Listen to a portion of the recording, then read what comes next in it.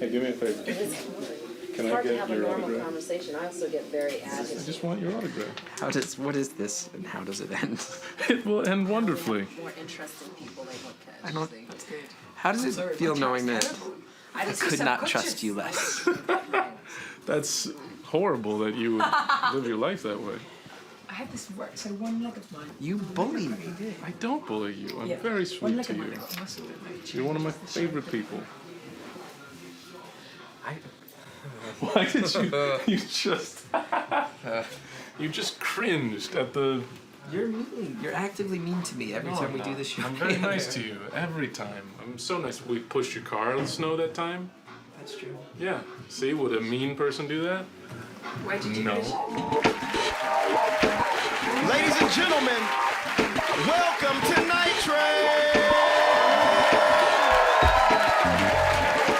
On tonight's show we have Baron Vaughn, Josie Long, Marina Franklin, Chris Gethard. I'm your DJ Don Will.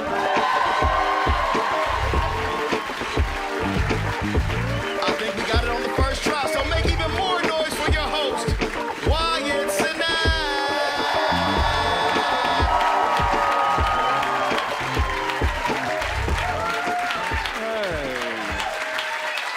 Nice.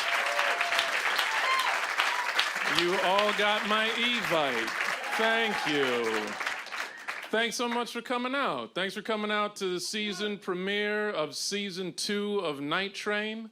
They gave us a second season. Yeah. Which was honestly a surprise because we went severely over budget in season 1 in a way that it felt like they may not give us another season or Seeso may go bankrupt. No, it's very exciting. They gave us a second season, and we've got some changes. We've got Don Will over here on stage. Yeah, with a fancy new little area. Yeah, Don, how are you doing? I'm good, I'm well lit. Yeah. That was one of the notes from season 1 to season 2. Maybe light him. Yeah. Light him and maybe have him in a shot every now and again. You know, I'm just a disembodied voice in the first season, so. Yeah, no, it's you're kind of like the neighbor on Home Improvement. Yeah. Well, this is all very exciting, and it's very exciting to be here. It's very exciting that you all are here. Like I said, we did make a lot of changes from season 1 to season 2, and to talk about those changes that we had to make, I wanted to invite the president of Seeso out to discuss some of those changes. So, ladies and gentlemen, make a lot of noise right now for the president of Seeso, Mr. John Hodgman.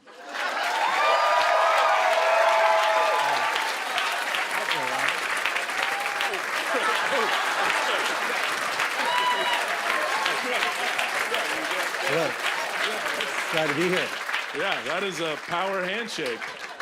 Yeah, I learned from the best. Sure, yeah. I'm really excited for this second season. I tell you, it was touch and go.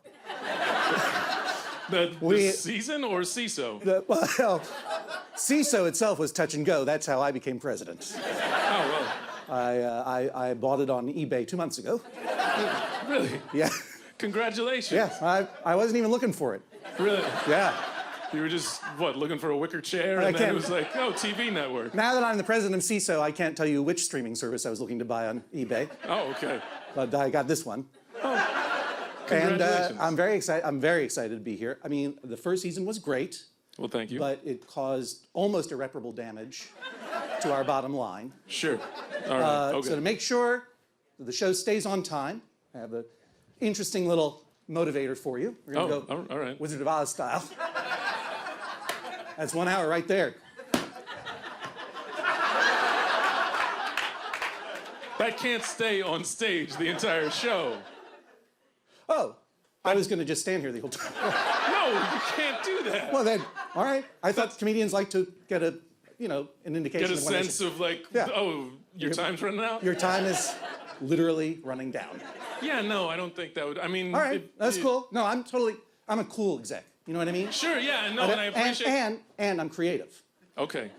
So this is digital, right? We are, you should know, it's your network. Yeah, that's. Yeah. I bought it on a digital device. Yes, you did. Yeah, congrats. So this is not just about, us pushing content at you. It's interactive. It's about you, the audience, as well. So we're going to put a camera right on the audience, because it really is about you. Really? Specifically, you. Oh. There we go. That's going to be on the whole time. We call this the Dorothy cam. Your name is Dorothy? Does that make me Toto? Yeah. Oh. No. No. No. That's no. It's just you're Dorothy now. Okay, good. Great. Yeah. So that'll be on. That's great, interactive, and That's all show. That's okay. yeah, the whole show. And that'll be a little extra material that we can put online. Sure, yeah. That's some online content. Sure, yeah. that's right. All right. Thank you, Dorothy. Make a round of applause for Dorothy and her Dorothy camera. If you want to adjust it, to just make sure you're looking right into the camera at all times. So by the way, Wyatt, I've been able to free up a little bit of money to do this, but we've had to make some budgetary concessions. Okay, but it's some money for this season? Well, that we can... it's more for overhead and the executive green room. So, but in any case, in order to keep the season on track, budgetarily speaking, Don, I'm afraid we're going to have to make some changes to your set list. We can't afford music licensing anymore, so you're just going to have to do all public domain. Public domain. That, I don't know if I could do that. It's easy. Go to the Library of Congress. Anything 75 years or older. Gregorian chants are good. I think you could probably do some Bach. Like banjo music? What's that? Yeah, great idea. Ragtime, good idea. Oh, here's a fun one. It's in the public domain now. Happy birthday. No. Yeah, that's great for comics. No, it's not. It's not. It's Sure it not. is. No. Wyatt, you're gonna have to deal with this. I'm going to be here all night. So let's keep it going, keep it moving. All right, Tick-tock, says the sands of time. Okay, yes, by the way. yes. All right. Not what they say. All right. Let me just leave. Happy birthday to you. Happy birthday to you. Happy birthday, dear. President Second Hodgman. season of Night Train. Sure. Happy birthday to you. I'll see you soon. That sounded menacing. All right. Well, are you all ready to start this show? First off, make some noise for the folks here at Littlefield who let us do this Monday after Monday after Monday. Make some noise for them. Make some noise for Marianne up in the booth. She's the one who produces this show. We got a fun show. This first comedian, very exciting. He told me backstage that apparently he recently just stole $10 million in bearer bonds from some very unsavory people, and he thinks he got away with it. Ladies and gentlemen, make a lot of noise right now for Mr. Baron Vaughn. A round of applause for Wyatt, everybody. Don Will. Good to see you. Happy Black History Life.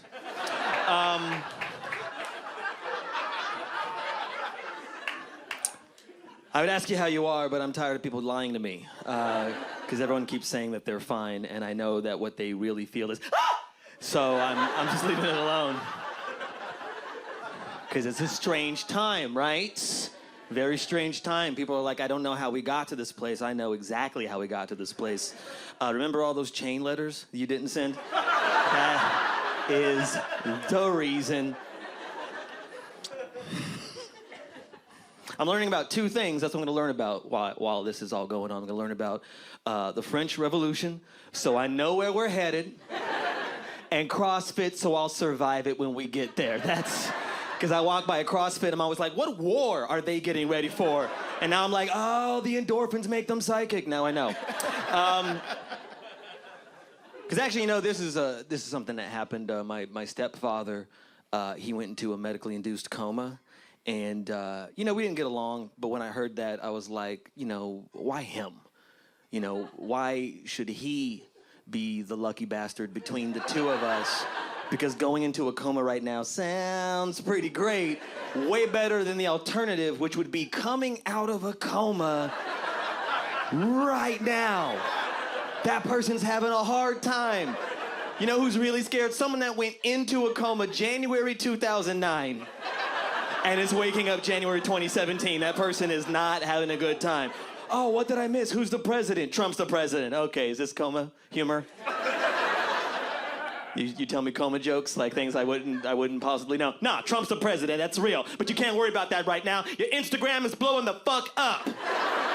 What's Instagram? Oh shit, you missed that too. Okay, it's an app where people share pics. It's mostly foodies, babies, and booties. But you have 1 million followers, and all the ad revenue is paying your Medica bills right now. Well, what is it? Well, what we've done is we've dressed up your feet and put them in miniature sets to recreate images from popular movies over the last 8 years. Last year, there was a movie called Spotlight. We made your feet look like every cast member from Spotlight. What is the name of this account? We called it Comatose. Because puns are back.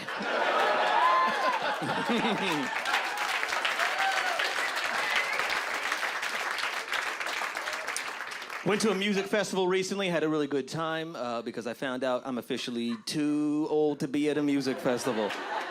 And I know that because I was walking around going, fuck all this, where do I sit? That's how you know when sitting becomes really important. So the first thing I do when I walk into a room is look for a seat. I just go, empty chairs. No empty chairs. I'm not gonna be here long. Not gonna be here long. That's my good review for a party. Keisha's barbecue was amazing, man. Everybody had a seat.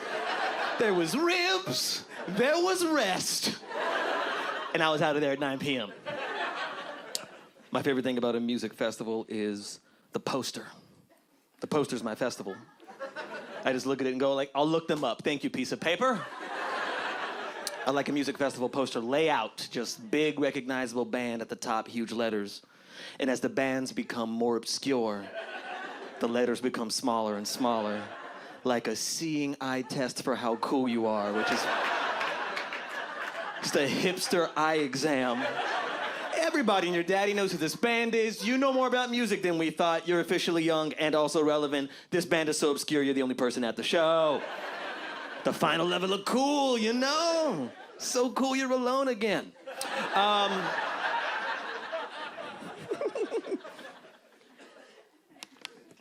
Thank you for laughing. My name's Baron Vaughn. I don't really talk about it that much because it's a fucking incredible name. It is a good name. It's rhythmically perfect.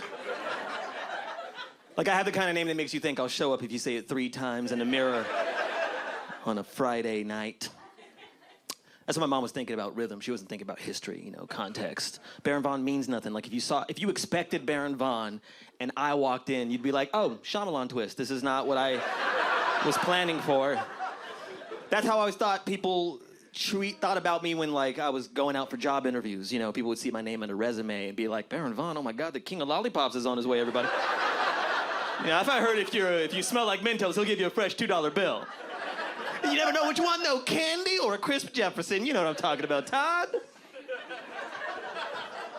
I also want my name to be something like so black, so unmistakably black, you know, Jamal Malik Jenkins. So there's a expectation, there's a precedent, you know, like people would see that on a resume and go like, a basketball's getting dunked at noon. You know what I'm talking about, Todd? There's a move called the crisp Jefferson. And then I walk in, they're like, oh, hi, Jamal. Tell us about yourself. Like we don't already know.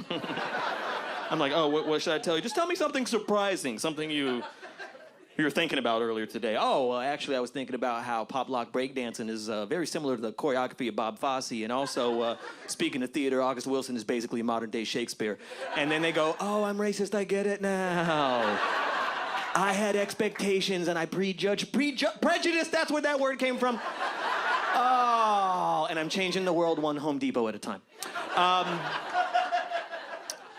Jamal is an Arabic name, it means beauty. Malik is also an Arabic name, it means king. If my name was Jamal Malik, my name would be Beautiful King, which is exactly how I feel.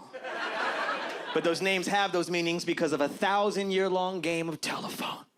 A long time ago, someone named Jamal was pretty, someone named Malik was bossy, and now beauty and king, and that's how names get their meaning. That's why I always think it's really funny when people get mad at black people for making up names, because we do make up lots of names because we're beautiful and magnificent. But this is a thing that comes up a lot. because I'm black and I have white friends. And when you have white friends, some of them go, you know what? He knows I'm not racist. And that's when all of the questions about hair and names come out. Variations of can I touch it and why do you make things up? Which is a conversation I've gotten into so many times that I have the perfect counter argument because I've gotten in that conversation. Like, Baron, one thing we can agree on, you guys are making up names, right? You guys are just making up names. You're putting random things together to make up names. You can't make up names. You gotta name your kid a name that's already a name. You know, a name that's a name. Like a name that people go, well, that's a name. You know, because you can't just put random things like DeBrickashaw. I'm still so confused. There's an apostrophe. Is Brickashaw possessive of D? I don't understand what's happening. Why do you guys make up names? And here's why black people make up names. That's how names work. Literally every name in the history of names was made the fuck up. The first person to name their son Brian was stoned to death. While people were like, you can't just put random things together. Name your child a name that's already a name, like Hotep, you know? Imhotep, Rahotep, Akhenaten Hotep. All I'm saying is people will hire a Hotep, okay? Think about that. I'm gonna be over here getting healed by light because it's ancient Egypt.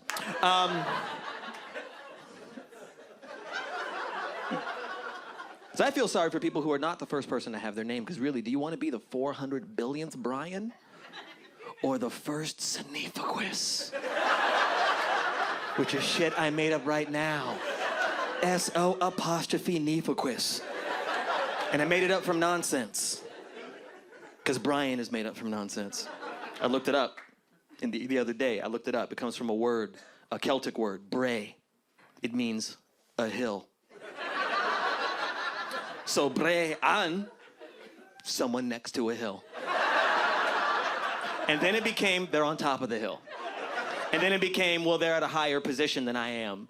And then it became, they're at a higher status than I am. And then it became, they're noble. And Brian means noble. My nonsense is better. First, Sony, branded TV, good TV. You want a good TV? You go Sony, you go Samsung, or you go the fuck home. Second, knife, because I had a meal the other night, had to chop it up to digest it. Also, sometimes I feel like stabbing a motherfucker, but that's a different set. Third, equus, Latin word, it means horse, but that's not why I chose it. As you heard, I am a theater person, and that is the name of a weird play. Google it.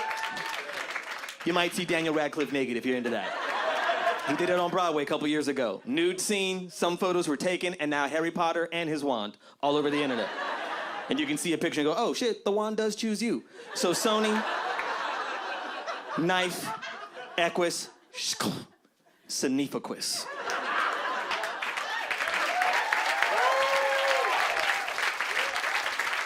Name a child Sneefaquist tonight.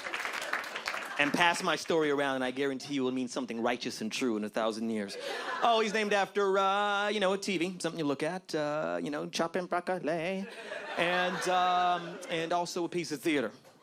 Name another child Sneefaquist. Oh, he's named after a TV, something you see, something you look at, so you see it. Cuddy, sharps, and dramatic play. 1,000 years from now, someone will be at a job interview looking at Sneefaquist at the top of a resume going, well, Sneefaquist, doesn't that mean one who sees how to cut through the drama? You're hired. You're gonna be the best damn janitor we ever had here in the future. And that is it for me, everybody. Thank you very much. Have a good night.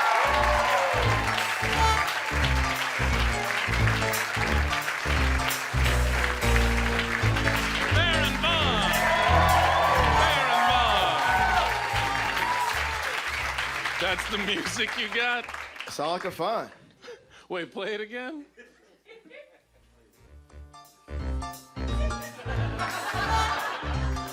Yeah. No. That sounds great. I think we're going to win a public domain internet-only Emmy for that.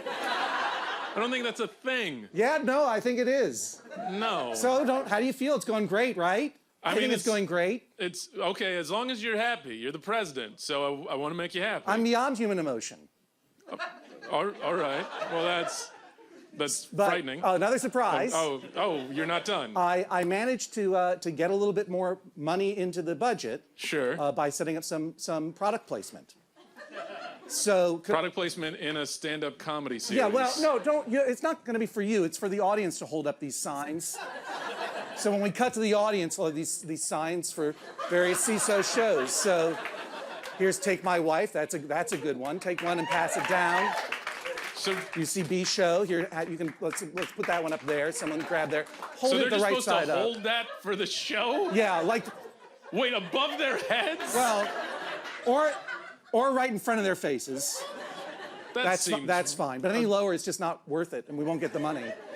Can we, someone down there, maybe over to that side of the house, please? And I have also this fantastic deal going with Hoogerwurf's Bratwursts. Sure, yeah. And this is, so we're gonna just do a little fun T-shirt cannon here. There we go. Yeah. There you go. Please put that on. Congratulations.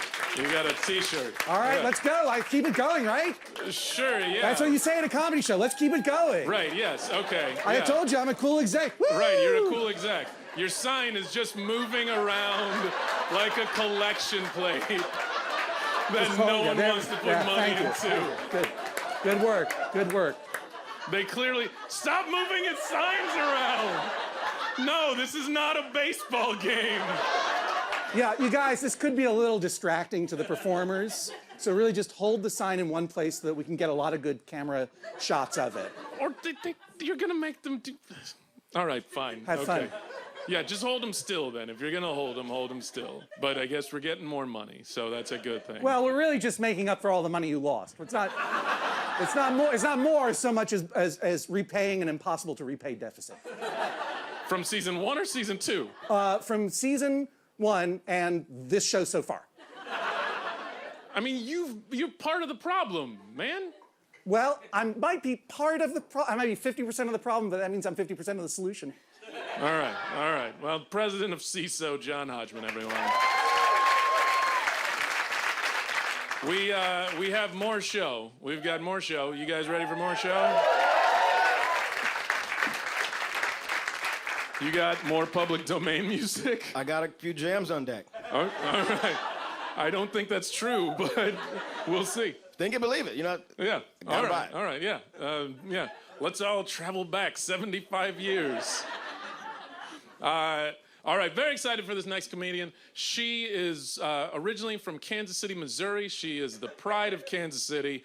She actually won Kansas City's funniest person and best barbecue chef. Ladies and gentlemen, make a lot of noise right now for Josie Long. Yes!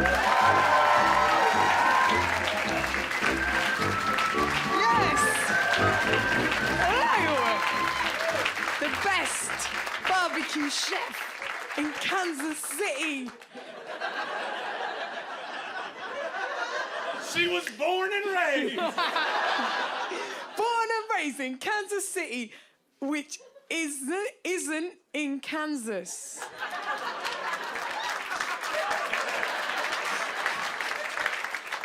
They do have one too. Fuck. I'm from England. Have you heard of it? I'm so happy to be here. I'm from England. That's why this. I sound like 18th century chimney sweep being given a nice surprise. That's what I sound like. I'm thrilled to be here. My name is Josie. I'm 34 years old. I have bad posture, but a good heart. And like, honestly, what is more important? Like, why is everyone always... I've got bad posture. You got me side on. It's bad posture, but I just don't think I'm going to bother to sort it out. Because, like, I've been trying. Like, I know that... Right, so I have to do that. But that feels very showy. And that's like, look at that! No, it's not me. And also, I'm growing fat there. And I feel like it's a shame to get rid of that. So, like, So I'm trying to... And also, I just think, is it so wrong to be one of those guys? Like, I want to end up... I want to end up one of those guys. Like, I trust these guys. I trust people like this. People like this are like, some things in life are too hard. I trust that. That makes sense to me. I don't trust that guy. Fuck. This guy's like, my favourite movie is The Wolf of Wall Street. I hate that guy. Also, I know it was really frightening hearing your accent so perfectly back at you. You were like, what? What's happening? Is this a mirror? It's not a mirror. I'm just a person. But like, this guy never misses a $20 note on the floor. This guy burns a $20 note. That's the end of. But I'm very happy to be here in your beautiful city. This is what I've got for you. Cool. This is what I've got for you. I'm 34 years old. I want to talk a bit about being 34, but also I think firstly I'm going to tell you about my ambition. I've got an ambition in America. I want to become like a healthy eating lifestyle guru. I feel like you made that unrealistic, but I'm ready for it, guys. I'm ready. I've got a system, and I'll share it with you straight away, a 3-pronged system to improve your lives. Number 1, have a salad for your lunch. It's that simple. It's that simple. Have a salad for your lunch. Questions from the floor. Yeah, yeah. I have a question. What's your question, sir? My question is, I'm often falling asleep in the afternoon. Will this help with that? Yes, it will, sir. Sorry, it took me a little while to get down and up. It's because I was at my friend's house the other night and I fell down the stairs. What's your question, madam? Hi, I'd like to... You're facing the wrong way. Nah. I'd like to eat more salad, but I don't know when in the day I could fit it in. We've already covered that, madam! What I am trying to say is I am seminar ready. I am ready to give a seminar. That's the first point. Have a salad for your lunch. It will change your life. Second point, I have gone vegetarian. Oh, thank you. That is so much more. I was really expecting in Brooklyn you'd be like, vegan or nothing, fuck you. But you were so supportive. I've gone vegetarian. Yeah, thank you. Only Monday to Friday. Although I've just realised that's not a swear here. That's nothing. That's just like, oh, a British thing. You don't even know that I'm swearing at you. You're never gonna know.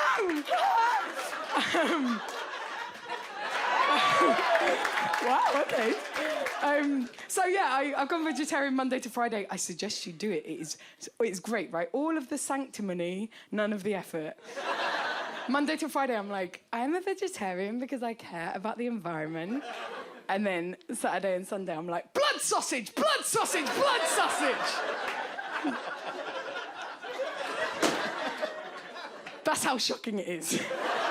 Get me some of that sweet, sweet iron.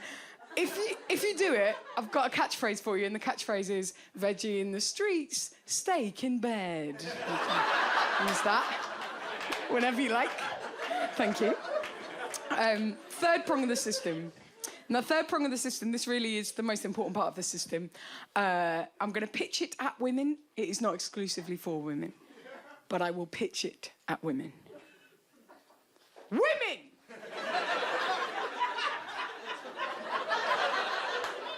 Would you, like me, you're not interested in wearing makeup every day of your goddamn life because, number 1, you are busy. Number 2, you have got shit to do.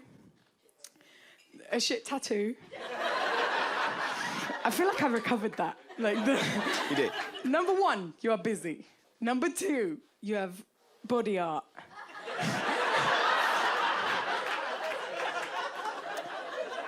Number 3, you have shit to do.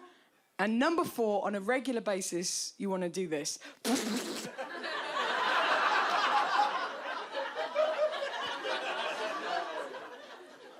I have the solution for you. Put on a necklace.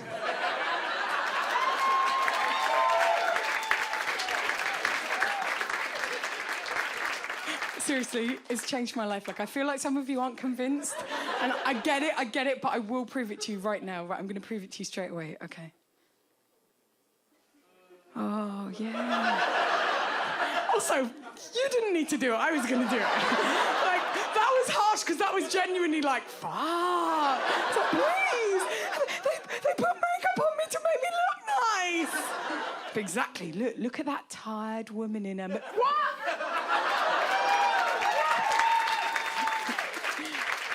I love it so much. Honestly, it's changed my life. Like, people compliment you, they don't even know why they're doing it. They're just like, oh, you look nice for some reason. I'm thinking, I've got a secret weapon. And once I was so enthusiastic, I was doing a gig in Manchester in the north of England, and I was like enthusing about the necklace. I was so excited, I ripped it off. There was an audible gasp. It was a palpable change in atmosphere. Like, everyone in the crowd simultaneously was like, the carriage was a pumpkin! Please, no, please, don't look at me. I'm 34, please. 34 is 99 in female showbiz years, please. 34. I started describing 34 as a British 27. But I think it doesn't mean anything. It sounds like it makes sense. I'm 34 years old. This is the thing. I'm slightly anxious about being 34 because I know it's the prime of life, but I'm also a woman. I'm so sorry. And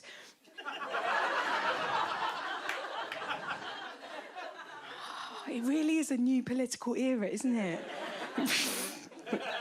I'm also a woman, and I feel like it impinging on my day-to-day now that I'm 34, like sexist bullshit. So what I'm doing to counter it is I've adopted a karaoke persona.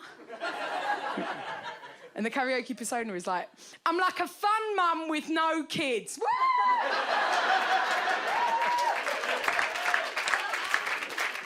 Get me a glass of Pinot Grigio. Get me on the Grigio.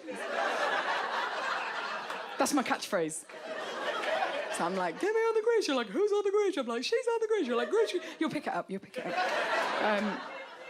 I thought it was the stereotype that women in their mid-30s loved a cheeky glass of Pinot Grigio, and then I swear to God, one day I was like, oh, I know what drink it is I must order. Get me a cheeky glass of Pinot Grigio. It's like mineral water, but it makes all your fears go all fuzzy. That changed for me. Other thing changed for me, middle 30s. I really appreciate architecture. Didn't expect it, and then suddenly, it's like, I just think it's the right thing for us to break up, and I feel terrible about it, but I just don't know what else to do, and I wish that I could have a family, and I don't...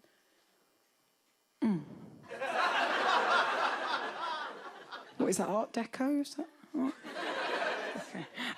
Guys, I'm going to go in a second. I'm just going to tell you this at the end because I'm telling everybody. But I fell in love with somebody very recently. Oh my God, guys, it's so fucking great. You should all do it. But I can't believe it. Like, it took so long to come, and now it's here. I'm like, oh, it's here, and it's so exciting.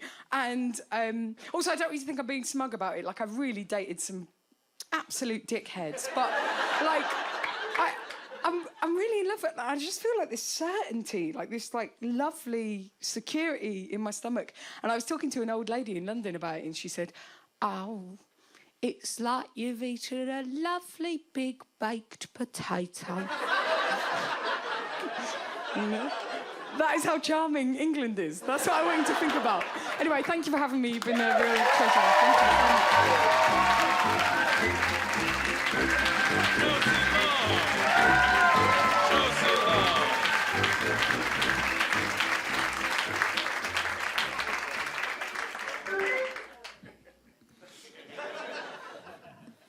Well, we are really going to struggle all season. John, is that you? John, stop. Why are you making... I can't hear you. What? Right, yeah. Stop blending. We're doing the show. No, this is part of the new money-saving routine. I got a great deal on grain alcohol and frozen berries. No, John. It's gonna be great, Wyatt. Look, see, I'm making buckets of this stuff. And that's all that the bar is gonna be? This is all the bar is gonna serve, and it's gonna be great. We're gonna pass around the whole pail. You could pay $11 for a sip from the sipping pail. No, that's disgusting. You wanna get this going around, please, sir? We can't pass around a pail and What's have that? people take sips for $11. I gotta keep making smoothies. No, that's your camera. That's your camera.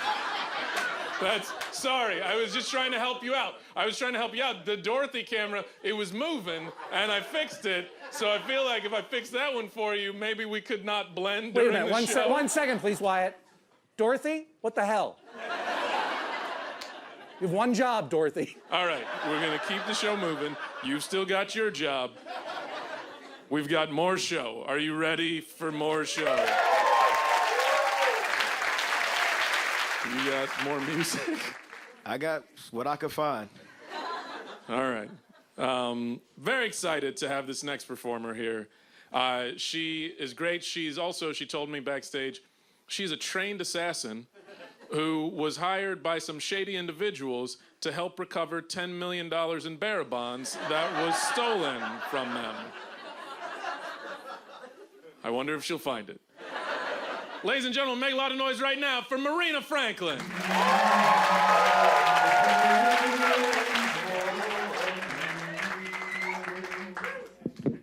That was fantastic. Thank you. Thank you. I feel it.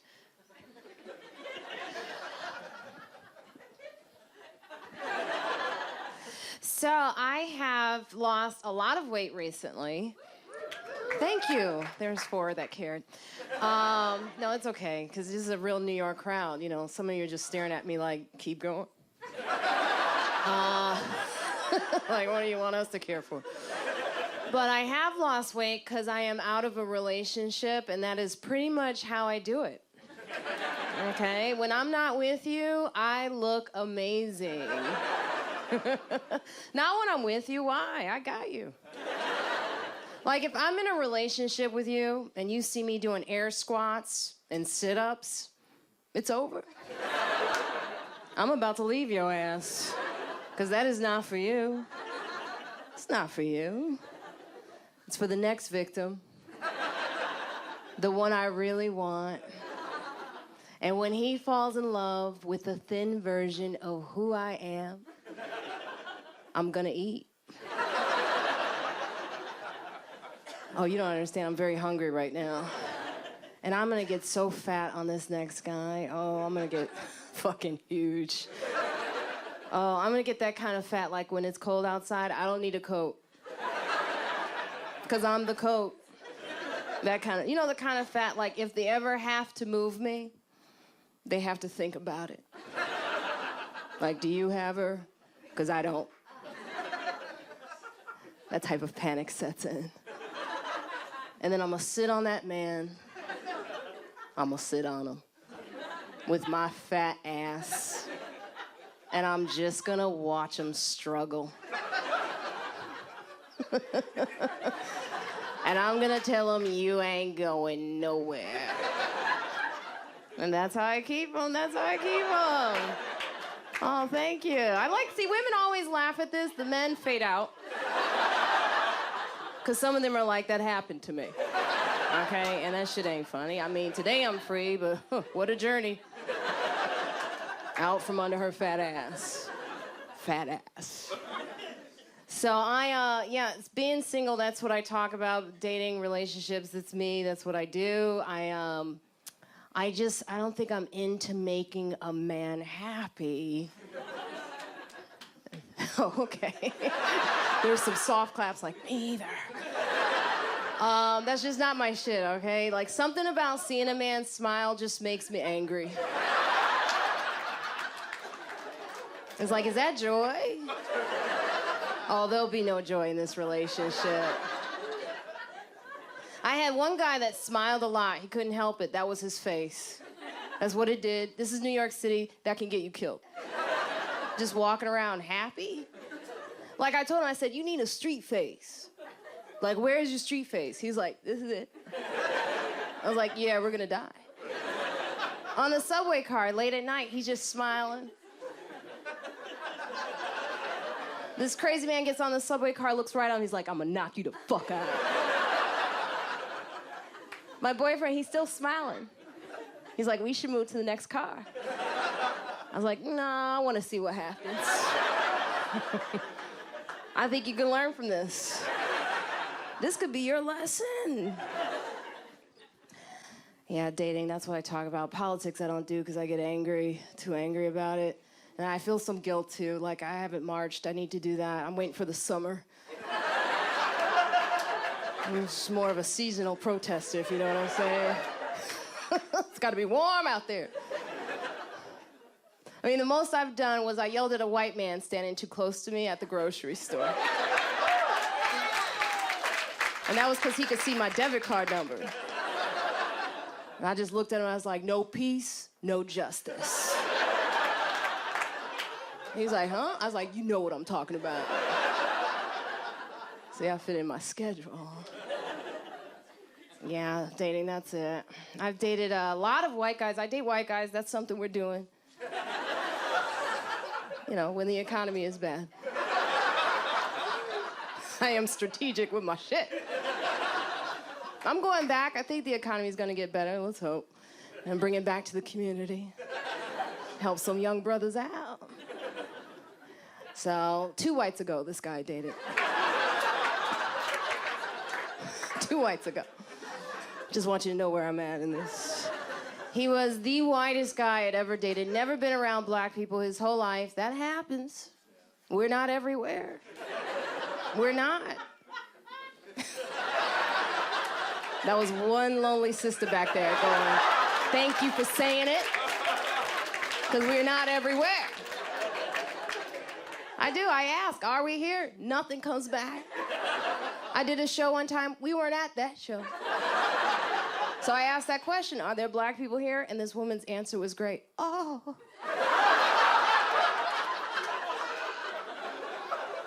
They are all over the place.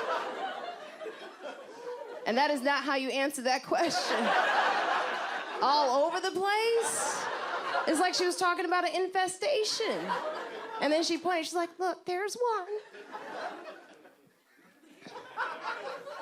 But my ex hadn't had the experience, so it was fun. Culturally, I would catch him sometimes just staring at my hair. He just looked. I was with him for a long time. He never dealt with my hair, just looked. So I told him one time, I said, touch this shit. He's like, no. I said, put your hands in it. He's like, uh-uh. One time he just patted. He pat my fro. And he reshaped it. And I was looking like Frederick Douglass that day. Oh, thank you. I think we all know who that is. Right now. And you know why? If you don't, Google, okay? Just a hint, not a rapper. There's no Frederick Lamar out there. She's talking about Frederick Lamar. One time he was really focused in on my hair because I was in the pool. The family had a pool in the backyard. I was in it, I was swimming, my hair was wet. And he was just looking. Really focused in on my hair. And he said this. What's gonna happen?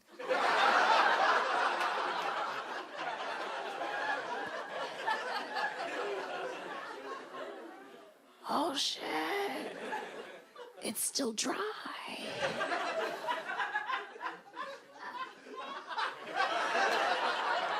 How'd it do that? I mean, it's wet, but dry. All right, you guys are good.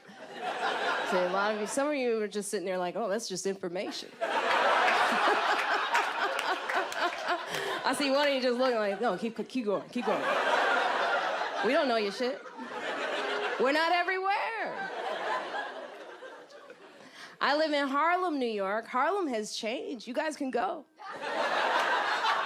You can get a good salad these days. Make a good arugula. Like the first time I saw a ripe tomato, I was like, ooh.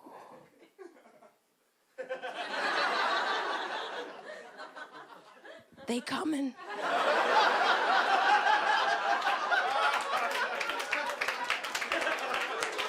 It's a nice tomato right there.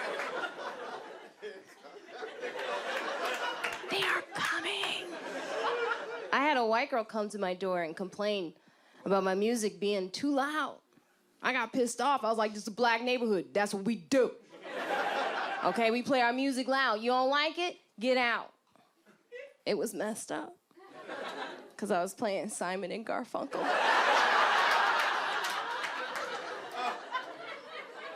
It's a true story, yeah. Because I really like those guys. And it was a sound of silence, for God's sake. So I even think she was confused by it. Some things are still there, though. The Magic Johnson Theater is still there. The Magic Theater. Yeah. Okay, it's a black theater, right? And some of us, we do talk at the screen. I go there just for that. Oh, I saw The Lord of the Rings there years ago. Frodo dropped the ring. And this woman yelled out, she's like, damn, nigga, do your job, shit. Hey, you guys been great, thank you.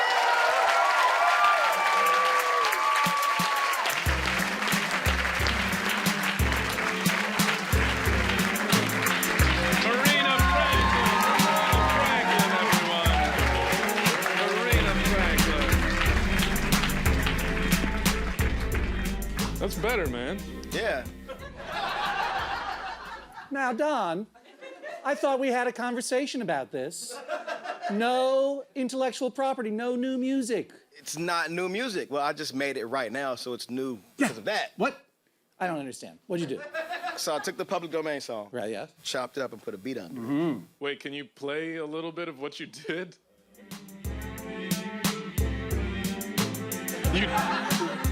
You took a Gregorian chant and turned it into something that someone would hear at a dubstep festival.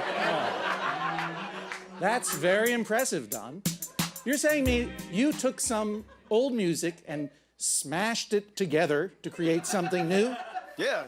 I think that's something that will have lasting cultural impact. What else do I have to say about Night Train? I would just say I'm very happy that I've been able to be a part of it over the years. I feel very lucky. The only drawback I have with this show is the presence of Wyatt. Outside of that, I would say it's actually a pretty pleasant, perfect experience. So really, just, I can only think of one bad thing about it, and it's the public face of the show. Now, normally, I do the intros. I make up all the intros. I don't know if you knew that, but Marina's not really an assassin, or is she? This particular comedian, he asked specifically that I do this introduction for him. This is his introduction. He wanted me to say he thinks the audience is ugly and stupid. He signed it. He signed it.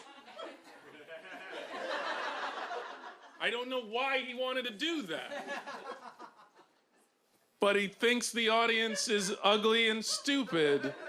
Ladies and gentlemen, Chris Gethard.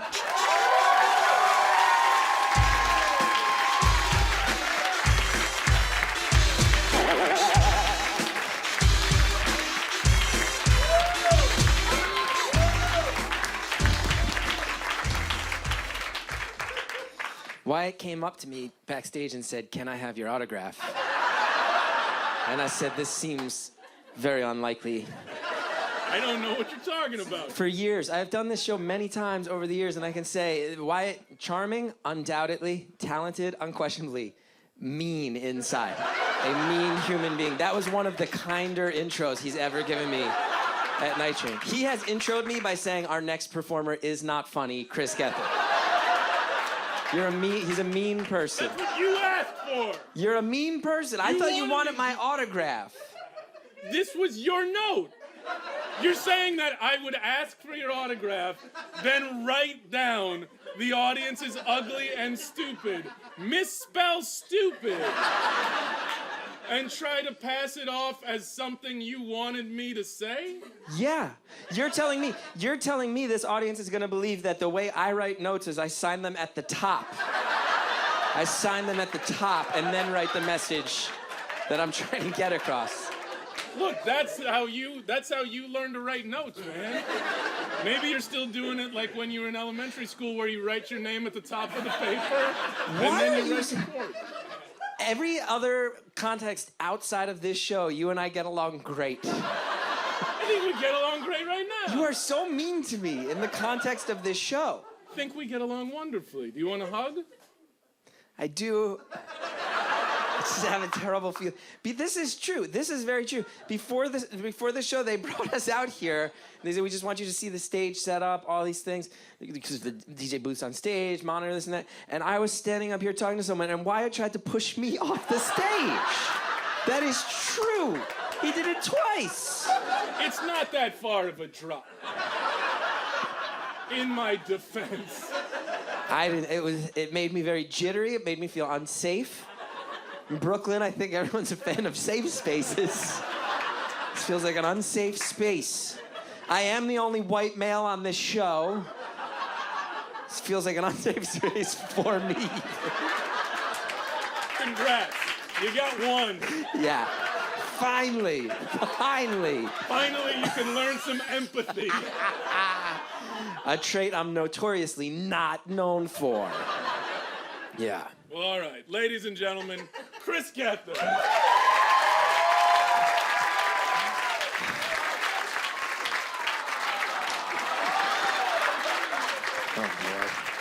Oh boy.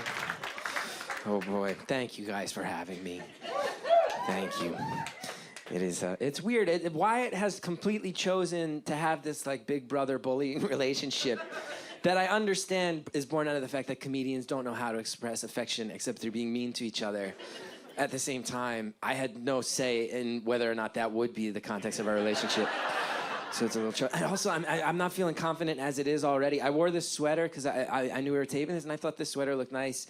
And we were backstage, and Marina Franklin looked right at me and said, every time I see a man in a sweater like that, I know he's married. She said that. And I'm not 100% certain what the insult is, but I know it's there. I know it's there. It hurt. It did hurt.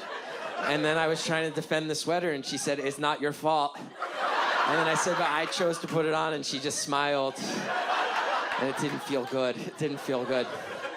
I don't feel it. And I already wasn't feeling good because winter hat season, this is just my hair.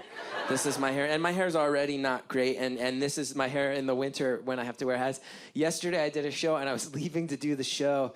And as I left, I was saying goodbye to my wife, and I said to her, like, do I look okay? And she said, yeah, you look really cute. And that felt good. And then as I turned to walk away, she went, you have really great Sunday hair.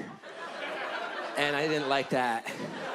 It's never good when your hair is put in a category someone just made up for your hair. It's not good. So I don't feel good about oh God, we had to turn in a script. None of this was on it. None of all these parts where I just have a meltdown and explain genuinely how I often don't feel good about myself. That was not the script that the Seeso lawyers signed off on.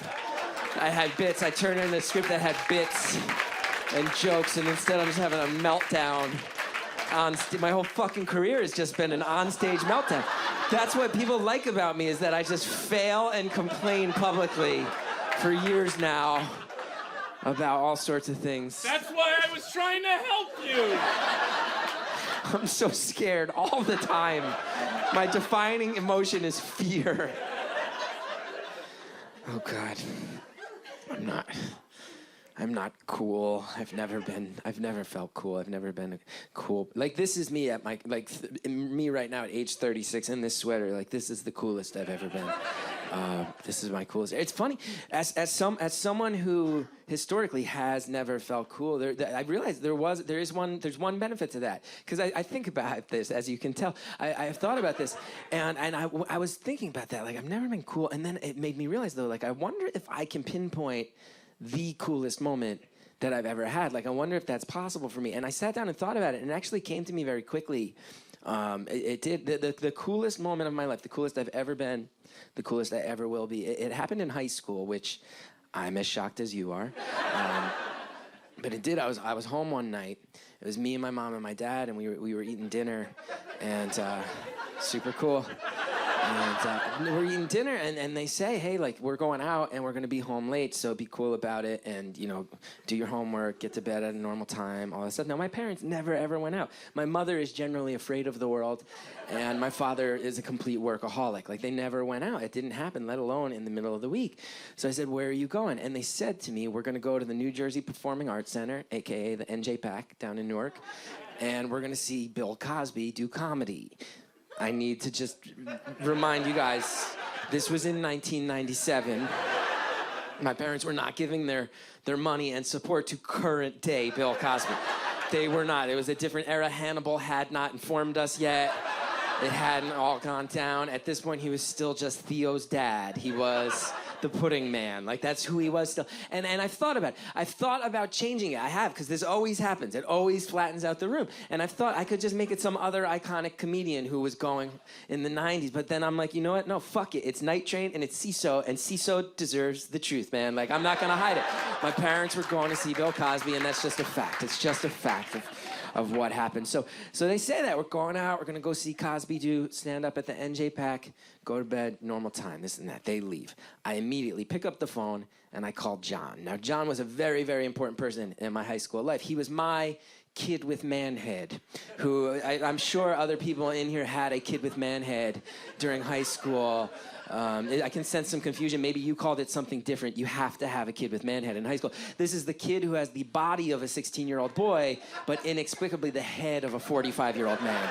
You have to be friends with that kid in your high school if you want to drink underage. That's just an absolute fact. And I really needed one because I was the opposite. I was very much a late bloomer, so I was a little boy with an even littler boy head. So I really needed a kid with man head in my life. So I called John up, and I'm like, dude, my parents are gone. Come over. They're coming back late. Let's drink. Let's do it, man. He was my drinking buddy. He's like, great, I'll pick you up. We'll go down to Orange. We'll go to Double D's Deli. We'll buy some 40s. Fuck it, man. That was our usual MO. I'm like, nope, not tonight. We're not doing that low-rent 40 shit tonight, man. We have to test out the thing. Now, the thing referred to this rumor. In my neighborhood, there was this bar. There's a bar in my neighborhood. It was called Quigley's. It had been around for like 40 years. My grandfather used to drink at this bar. And one day, the sign that said Quigley's came down, and a new sign went up that said Paulie's. And it was the same exact place, except it also now served pizza. Now, I need to remind you, I grew up in northern New Jersey. Sometimes things out there just turn Italian. That's a thing. I don't know if there's other North Jersey people here tonight. You guys can vouch for me. Every once in a while, things just Italian all of a sudden. And that happens. The rumor was that Quigley had a gambling problem. He got in a little too deep with some guys he shouldn't have, and they were like, Quigley, we're going to take your bar or your finger. And he's like, you know what? I need the finger. Take the fucking bar. You know what I mean? And then the mob owned his bar, so it was shady. It was notoriously shady. And there was this rumor going around that you could call and order pizza, and they'd deliver it to your house. And if you asked, they'd also just deliver you beer. So John comes over. We call them up. We're like, give us a sausage pie and a 30-pack of Budweiser. And they say, okay. And about 20 minutes later, there's a guy at my front door. I stay in the background. John opens the door, gives him the money. Guy gives us pizza, beer, change. John gives him a tip. He's like, thank you so much. The guy's like, no problem. Enjoy your evening in with your son. And we just have beer. We just have pizza and beer. It was that easy. It's delivered to my home, you know? So we go in my basement. We're drinking. It's fun. It's high school drinking, you know? We're going hard, like way, just as much as we can guzzle down while we have it. And we're talking all kinds of high school shit, you know what I mean? Just like, what happened to the physics teacher's face? What have you heard? Oh, I heard there was a field trip. He stuck his face out a bus window. The wind hit it, and that's why his half face is frozen like that. Oh, really? I just heard it was Bell's palsy. I'm sure it's one or the other. I'm sure it's one or the other, you know? Well, never forget, we watched a movie in my basement, me and my buddy John, my favorite romantic comedy, the John Cusack classic, Say Anything. Thank you. Just two 16-year-old boys getting fucked up and watching romantic comedies. Let's get real fucked up and just watch John. Two little Lloyd Dobblers, baby, wondering, we ever gonna find our Diane Courts? Who knows? Who knows, man? Who knows? We're young, the verdict's out, you know? We're drinking, it's really fun. All of a sudden, though, we're in the basement, so in the windows above us, we see my parents' headlights come down the driveway. And John's like, dude, you said they were coming home late. What's going on? And I'm like, oh my God, I forgot that to my parents, 9:30 p.m. is like 2:15 in the morning. Like, I didn't convert into the parent time, you know?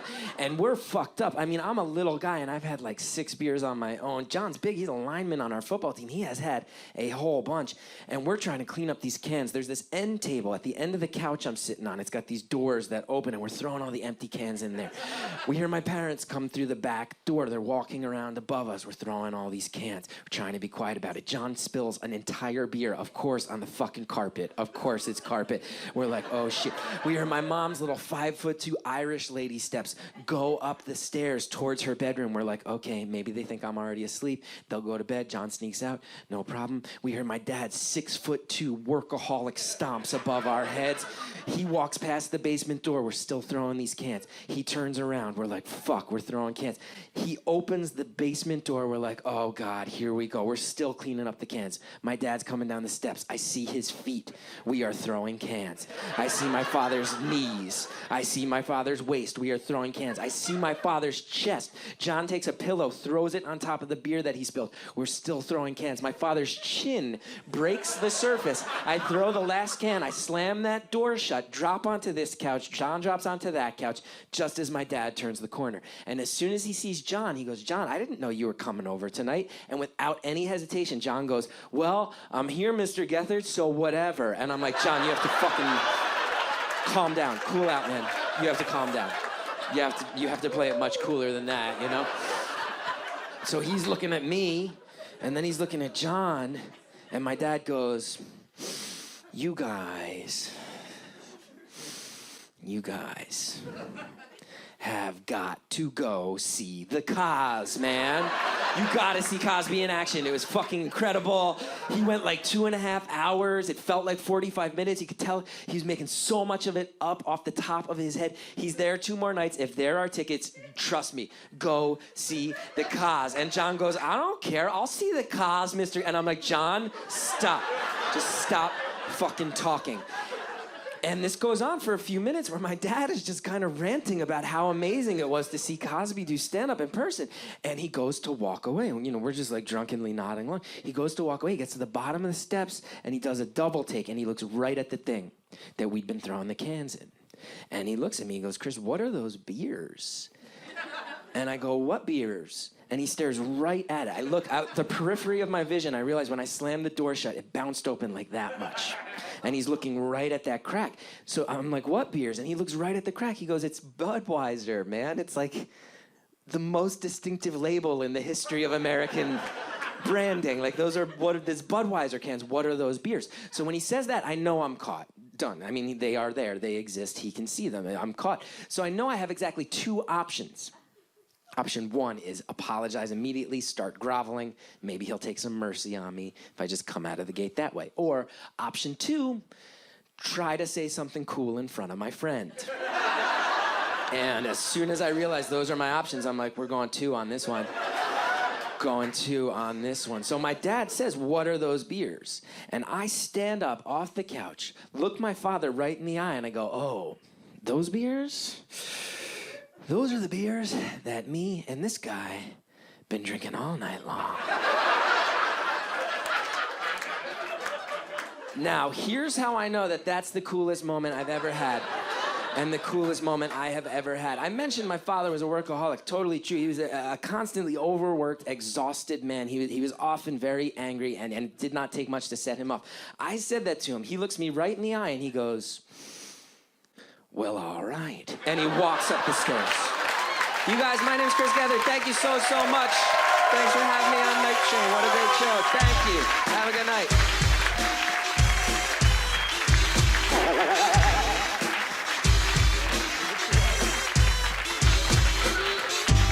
Chris Gethard, everyone. I don't remember if it was last year or 2 years ago, but it was really cold and it had been snowing. And I went to get in my car, and my car was parked on some ice, and it just wouldn't come off the ice. So I didn't know what to do, and I didn't want to pay for a tow truck or wait for one in the cold, so I just came back. And Wyatt was on stage with Michael Che, and they were just kind of like going back and forth.